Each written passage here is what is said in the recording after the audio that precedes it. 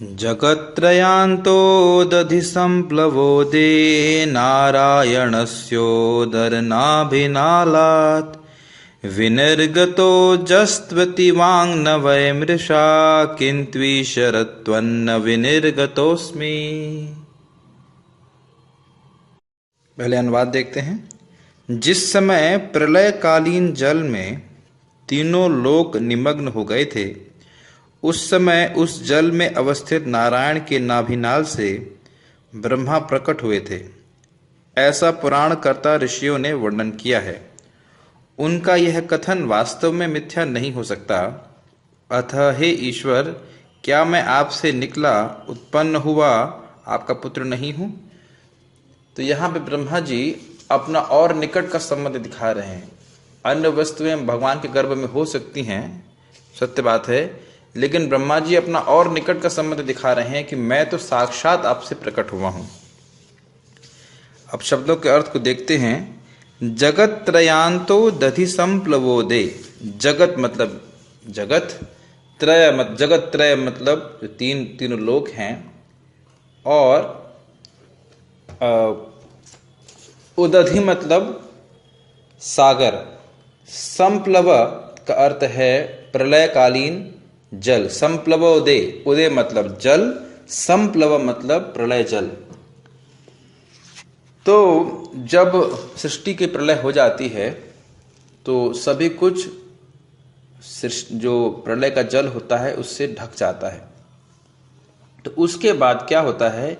नारायणस्योदर नाभिनालात्, भगवान नारायण के उदर से प्रकट जो उनकी नाभि है, भगवान की नाभि जो उदर में है, उस नाभि के नाल से जो विनिर्गतः अर्थात बाहर आते हैं। और कौन आते हैं? शब्द है अजह। विनिर्गतो अजह तु इति,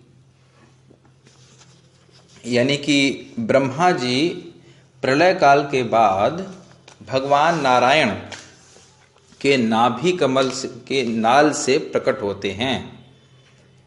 इति, ऐसा वाक न वै मृषा, ये शब्द पुराणों में वर्णित है और ये झूठा नहीं है। मृषा मतलब झूठा, निश्चित ही, वै मतलब निश्चित ही, ऐसा झूठा, ये बात झूठा नहीं है। और इसी कारण से ब्रह्मा जी कह रहे हैं कि क्या मैं आपका उत्पन्न हुआ पुत्र नहीं हूं? ये तो सारे पुराण बोलते हैं।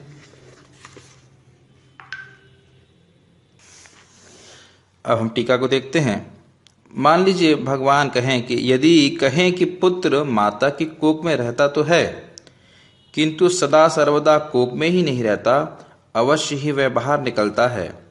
तो इसके उत्तर में कहते हैं जगत त्रयांतो दधि संप्लवोदे, अर्थात जब ये त्रय जगत हैं, तीनों जगत हैं, यह प्रलयकालीन जल से अपलावित हो जाते हैं, ढक जाते हैं, घिर जाते हैं, तो उसके बाद भगवान नारायण के नाभि कमल से ब्रह्मा निकलते हैं।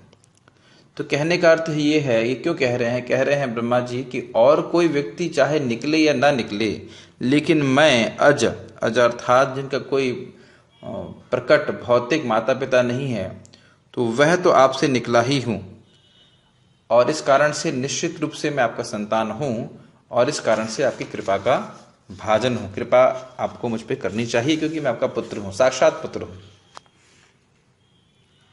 इस संबंध में श्रील जीव गोस्वामी एक छोटी सी टीका करते हैं कि भगवान को ईश्वर क्यों कह रहे हैं? क्योंकि वह अपने आप को योग्य नहीं मान रहे हैं कि भगवान को वह पिता कह सकें। छोटा सा पॉइंट था ये।